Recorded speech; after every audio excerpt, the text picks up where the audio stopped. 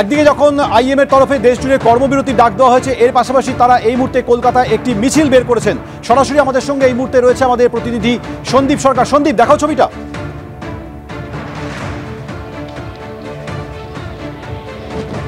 তুমি দেখতে পাচ্ছ যে এই মুহূর্তে আইএম এর ডাকে দেশ জুড়ে আজকে যেরকম কর্মবিরতি চলছে চিকিৎসকদের একটা বড় অংশের, সেই সময় আর এই মুহূর্তে আইএম এর যারা সদস্য চিকিৎসকরা রয়েছেন এ রাজ্যের, তাদের একটা অংশ তারা কিন্তু আজকে মিছিলে পা মেলাচ্ছেন।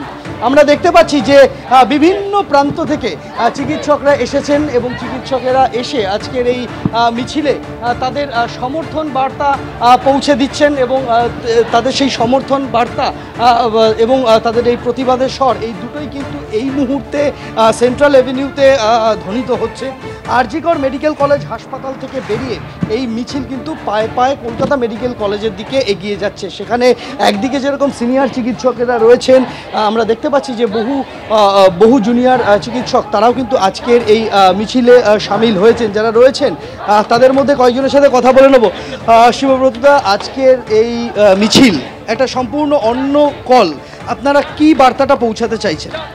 আমরা ইন্ডিয়ান মেডিকেল অ্যাসোসিয়েশন এবং সার্বিকভাবে সমস্ত ডাক্তার এবং নাগরিকদের তরফ থেকে এটাই বোঝাতে চাই, we want justice, delayed justice is denied justice. সুতরাং আমরা বিচার চাই। বিচারের দাবিতে সরব সকলেই। একদিকে যেরকম বিচারের দাবিতে একদম কোচবিহার থেকে কাকদ্বীপ পর্যন্ত রাজ্যের যে সমস্ত চিকিৎসা প্রতিষ্ঠানগুলি রয়েছে, সরকারি চিকিৎসা প্রতিষ্ঠান, মেডিকেল কলেজ, সেই সমস্ত জায়গায় সেখানে টানা কিন্তু হাউস স্টাফ, পিজিটি, ইন্টার্ন যারা রয়েছেন তাদের কর্মবিরতি চলছে। তার পাশাপাশি এই আন্দোলনে সামিল হয়েছেন রাজ্যের গণ্ডি ছাড়িয়ে দেশের অন্যান্য প্রান্তের বহু চিকিৎসা প্রতিষ্ঠান। সেখানেও কিন্তু একই রকমভাবে সমর্থনের সুর। বহু জায়গাতেই কিন্তু এমার্জেন্সি সার্ভিস বাদ রেখে বাকি সমস্ত পরিষেবা একটা লম্বা সময় ধরে বন্ধ রয়েছে।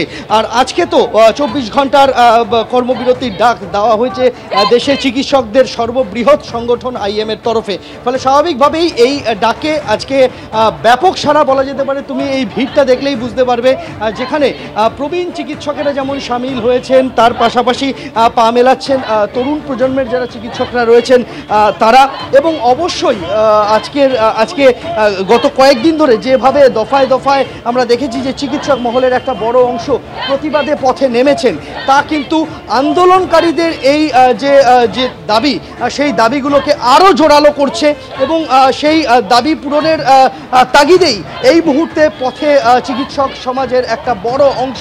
সেন্ট্রাল এভিনিউ জুড়ে সম্পূর্ণটা কিন্তু এই মুহূর্তে চিকিৎসক আইএম এর ডাকে এই যে মিছিল, সেই চিকিৎসকদের ভিড়ে ভিড়ে একেবারে পরিপূর্ণ হয়ে গিয়েছে।